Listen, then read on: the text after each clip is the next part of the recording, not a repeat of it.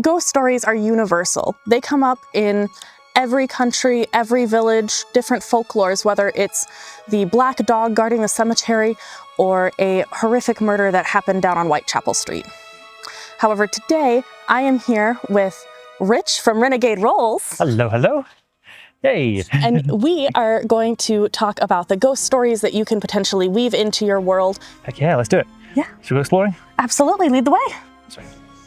While I was on vacation, I was able to meet up with Rich from Renegade Rolls in Glasgow, and he was able to tour us around the necropolis in Glasgow.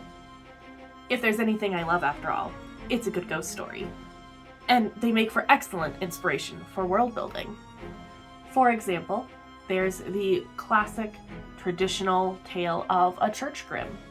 A church grim is the first resident of a new cemetery, and traditionally is a black dog, but in some myths it has been known to take other forms.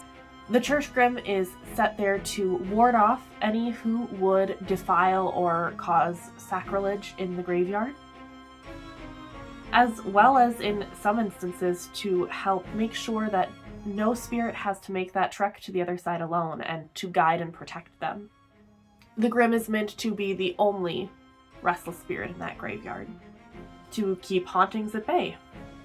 I don't think it's much of an exaggeration to see how this church grim could be used for world building. Think about how your world handles the dead. Do they cremate to keep the undead from coming back?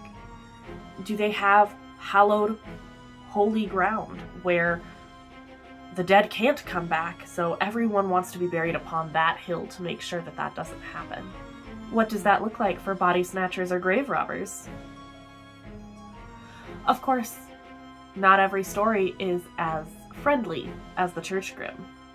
Take, for example, the story of Scotland's Glaistig. The Glaistig, or Green Lady, is busy. She haunts at least 10 different Scottish castles, as well as many forests and uplands. Most versions of her tales speak of a beautiful woman wearing a long green dress, which hide her goat legs, so she's potentially like a satyr, but ashamed about it. In some stories, she's protector of herds of animals, terrorising hunters if they shoot does rather than stags. Another story has her as a fey-touched noble who is killed, then her body gets stuffed up a chimney. She now haunts the castle but keeps on looking after the house. This is particularly bleak, even for folklore. Imagine getting murdered and still having to wash dishes in the afterlife.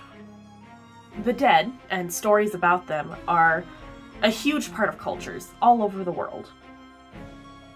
If you're building a town or city, and especially if you're planning on having one have a haunted house or an undead-related adventure, which, to be honest, is a large portion of the monster manual, so chances are there's at least some in your story. Consider what is normal for the dead, so that you can figure out what is abnormal for them. Do they have a church grim in a small cemetery? Do they burn their dead? What happens for those who are taken before their time? Do those spirits stay restless and do they wander the streets at night, looking for revenge? Or are ghost stories considered just that? Stories meant to scare kids to staying on the right side of the river or not venturing too far into the woods. Lots of stories about the Glaistig, Green Lady, or women in mythology in general are dripping with misogyny.